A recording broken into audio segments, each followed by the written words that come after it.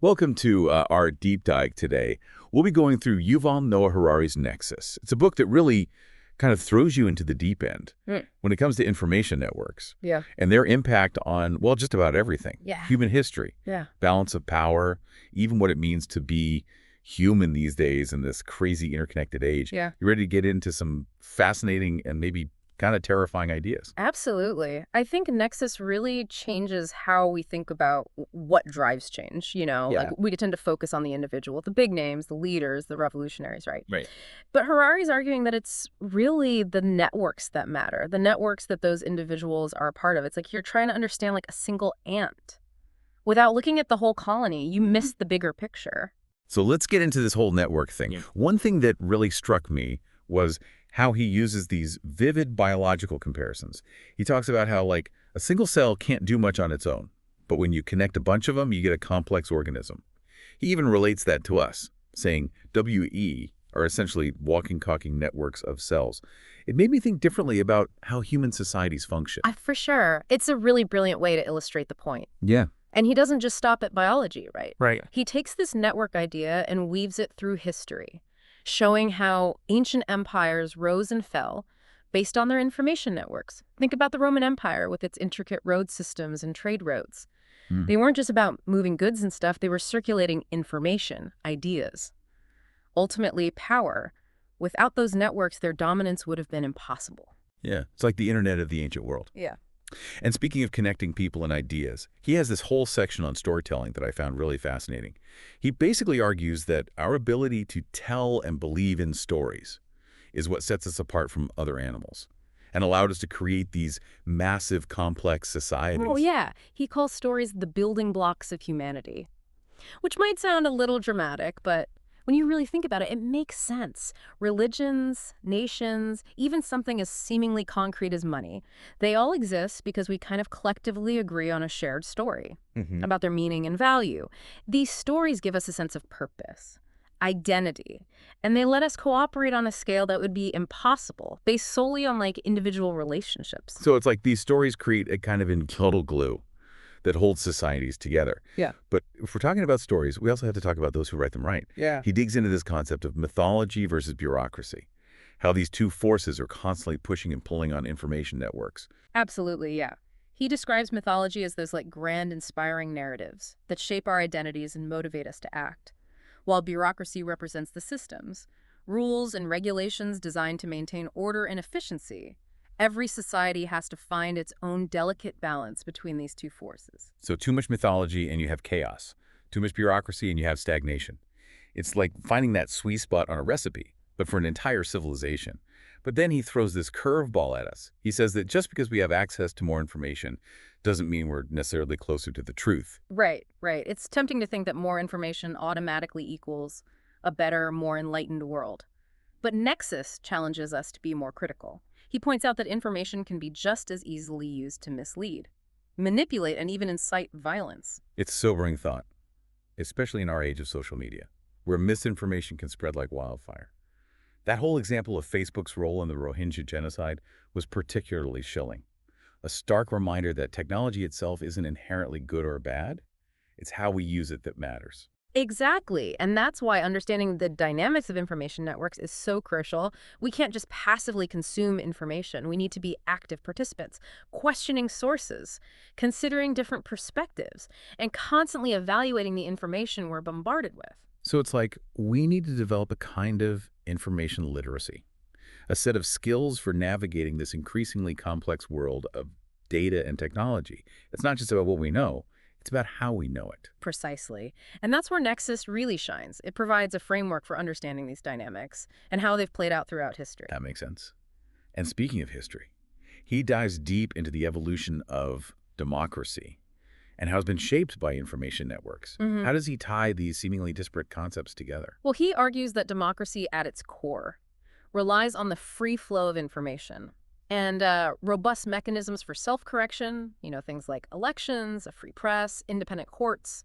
These are all systems designed to allow democratic societies to identify and address their own mistakes, course-correcting along the way. So it's like the system itself has an immune response to bad information, kind of like a biological network fighting off a virus. Yeah. But then he goes on to say that democracy has historically struggled to scale beyond the city-state level. Why is that? It's not like people haven't tried to create larger democracies throughout history. Right, and that's where information networks become crucial. For most of human history, it was incredibly difficult to have meaningful conversations, let alone make collective decisions, with millions or even billions of people scattered across vast distances.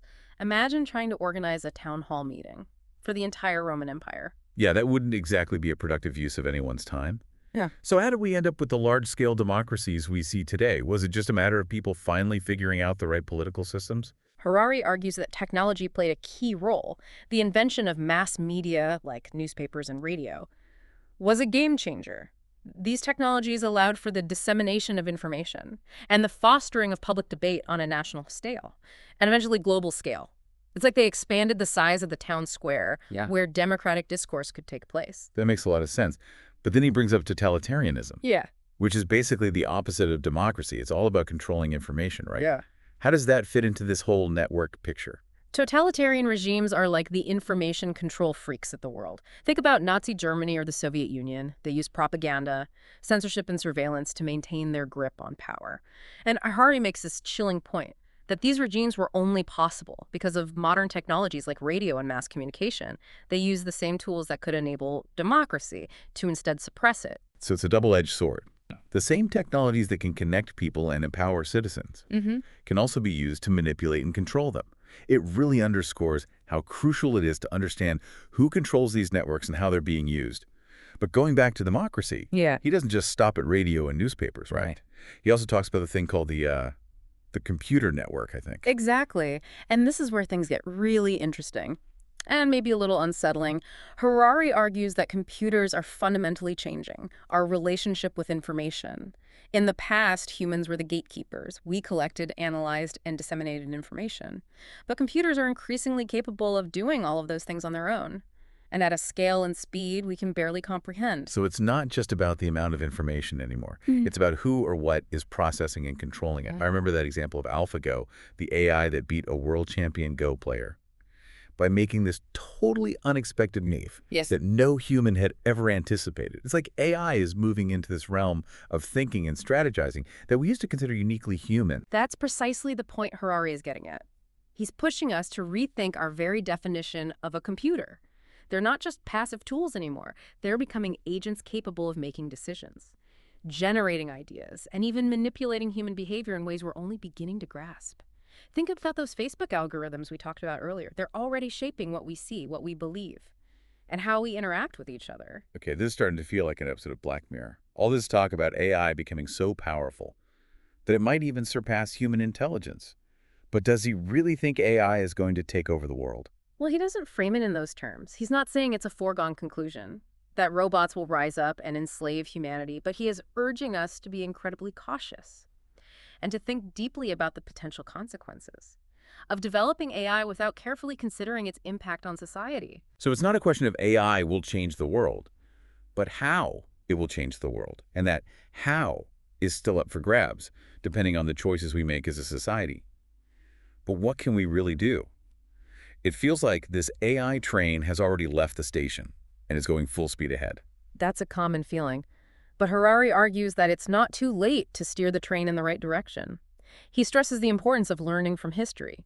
Think about the devastating consequences of unchecked industrial expansion, totalitarian regimes, and other instances where technological advancement outpaced our ability to manage its impact. We can learn from those mistakes and apply those lessons to the development of AI. It's like we don't have to repeat the same mistakes over and over again. We can actually learn from the past and use that knowledge to shape a better future. Exactly. And that's what makes Nexus such a hopeful read. Despite all the scary stuff about AI potentially becoming too powerful, he's reminding us that technology is rarely deterministic. We still have choices to make, policies to implement, and ethical frameworks to develop. It's not about stopping technological progress, but about guiding it in a way that benefits humanity. So we still have agency. It's not like we're just helpless passengers on this AI roller coaster. Bracing ourselves for whatever twists and turns lie ahead, we can actually help design the ride. That's the key message. And it starts with understanding how these information networks work, their potential pitfalls, and the ways in which they can be used for good or ill. He emphasizes the importance of being proactive rather than reactive, shaping the future of AI rather than just letting it happen to us. Okay, so we need to be informed, we need to be engaged, and we need to be deliberate about the choices we make. But what does that look like in practice? Are we talking about new laws, new regulations, or something else entirely? He talks about the importance of regulation, but he also emphasizes the need for a shift in mindset, a new kind of digital literacy that allows us to navigate this complex landscape of information and technology. He's calling for a more critical and informed approach to how we interact with AI and the information it generates. So it's not just about governments setting rules, it's about individuals taking responsibility for how they engage with these technologies. But even with all the regulations and digital literacy in the world, isn't there still a risk that AI could become so powerful that it just bypasses all human control? It's a valid concern, and one that Harari doesn't shy away from. But he also points out that throughout history, there's been this back and forth between centralization and decentralization of power, often driven by new technologies. Think about the printing press. Initially, it seemed to centralize power in the hands of institutions like the church and the state. But it also sparked a wave of literacy, individualism, and ultimately the Reformation and the Enlightenment. So a technology that at first concentrated power eventually led to its decentralization. So are you saying that we might see a similar pattern with AI? That the current trend towards centralized power in the hands of tech giants like Google and Facebook might eventually swing back the other way? It's certainly a possibility. Harari argues that it's too early to say for sure how things will play out, but he highlights the importance of being aware of these historical patterns and working to ensure that AI doesn't just reinforce existing power structures or create new, even more oppressive ones. So we need to be vigilant, basically. Make sure we're using AI to create a more equitable and just world, not just a more efficient or profitable one. But how do we even begin to grapple with these big questions about AI and power? It feels like we're talking about things that are so complex and abstract that they're almost impossible to grasp. That's where Harari's ability to connect these abstract ideas to concrete examples and historical events is so valuable. He's not just talking about AI in a vacuum, he's grounding it in the real world, showing how these technologies are already shaping our lives and societies. And it's not just about the big picture stuff like politics and economics, right? He also delves into how AI could impact our personal lives, our relationships, even our sense of self. That's right. He explored some fascinating and slightly unsettling possibilities. For example, he talks about how AI could be used to create incredibly realistic virtual companions, friends, or even lovers. Wait, are we talking about robot boyfriends and girlfriends here? Like in a her kind of scenario? Not necessarily robots in the physical sense, but more like AI systems that are so advanced that they can learn your preferences, anticipate your needs, and provide companionship and emotional support in ways that even real humans might struggle to do. I can definitely see the appeal, especially in a world where so many people feel isolated and disconnected. But it also makes you wonder about the nature of real human connection. If you have an AI companion that's perfectly tailored to your needs and never argues with you, does that diminish your ability to form meaningful relationships with other messy, unpredictable humans? That's the million-dollar question, isn't it? And it's one that Harari doesn't pretend to have a simple answer for. He acknowledges the potential benefits of these technologies, but he also pushes us to think critically about their potential downsides. What happens to our understanding of love and intimacy if we can have these perfectly curated virtual relationships? Do we risk becoming so reliant on AI for emotional support that we lose the ability to connect with other humans in all their flawed and complicated glory? It's like that saying, comparison is the thief of joy. If you have an AI companion that's always agreeable and understanding, it might make real human relationships seem even more challenging and frustrating by comparison. But let's be honest, even without AI, we're already comparing ourselves to these idealized versions of people we see on social media. So maybe AI companions are just the next logical step in that evolution. Yeah. It's a valid point, and it highlights the importance of being mindful of the potential impact of these technologies on our perceptions and expectations.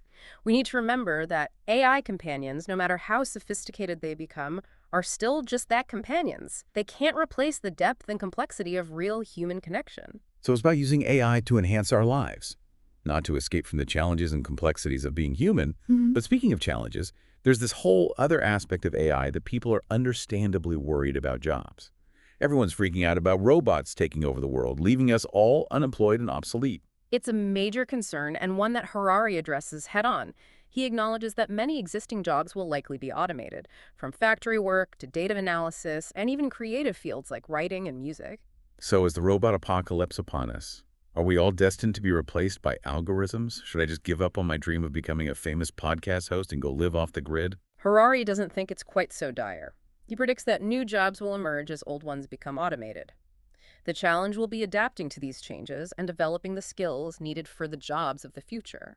So it's less about resisting automation and more about preparing for it? But that's easier said than done, right? How do you even prepare for jobs that don't exist yet? That's where lifelong learning and adaptability become crucial. We need to be willing to constantly learn new skills and adapt to new environments. It's not just about acquiring specific technical knowledge, but about developing critical thinking skills, problem-solving abilities, and the flexibility to navigate a rapidly changing world. So it's less about memorizing facts and figures and more about developing the mental tools to learn and adapt on the fly. It's like instead of teaching someone how to fish, you're teaching them how to build a fishing rod, or even better, how to design a whole new fishing system. That's a great analogy. And this ties back to one of Harari's key points about education in the age of AI.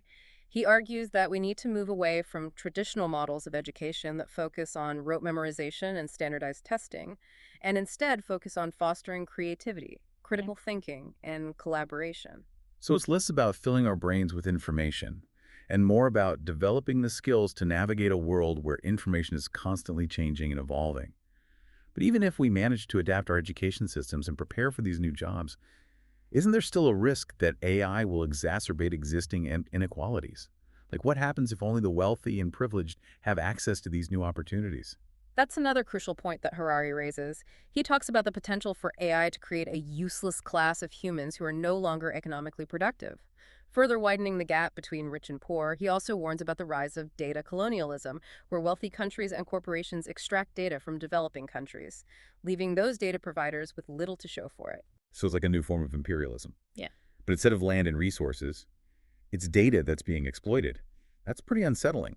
It is. And it highlights the need for a more equitable approach to AI development and data governance. Harari argues that we need to move beyond national interests and start thinking about AI as a global challenge that requires global solutions.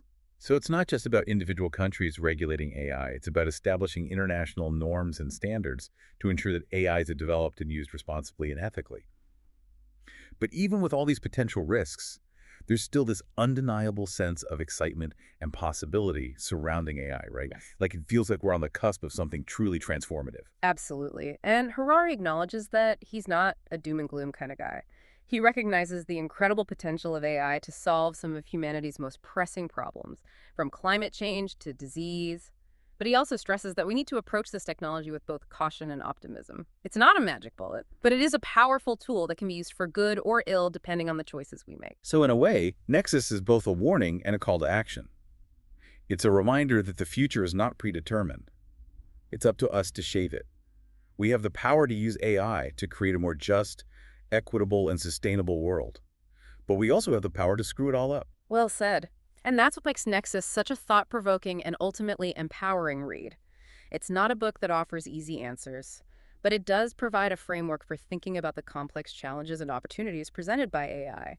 It pushes us to ask the big questions, to engage in critical thinking, and to take responsibility for the future we're creating. Well, I don't know about you, but I'm feeling a mix of excitement and trepidation after this deep dive into Nexus. It's definitely a book that will stay with me for a long time. Me too. It's a powerful reminder that we're living in extraordinary times. The decisions we make today will have far-reaching consequences for generations to come. It's up to all of us to engage in these conversations, to be informed citizens, and to make sure that AI serves humanity, not the other way around. Well said. And on that note, we'll leave you to ponder the profound questions raised by Yuval Noah Harari's Nexus. What resonated most with you? What are your hopes and fears about the future of AI? We'd love to hear your thoughts. Until next time, keep exploring, keep questioning, and keep diving deep.